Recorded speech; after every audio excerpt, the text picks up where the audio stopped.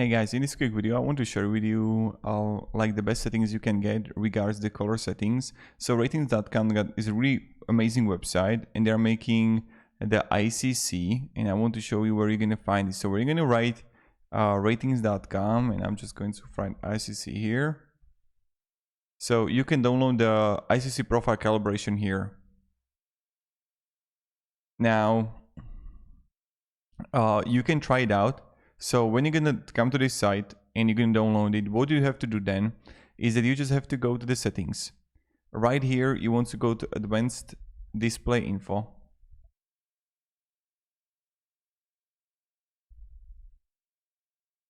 And now you want to go with display adapter, properties, color management, and devices. And here you're gonna add the ICC profile. So try it out and I hope it's going to help you. So have a great day and goodbye.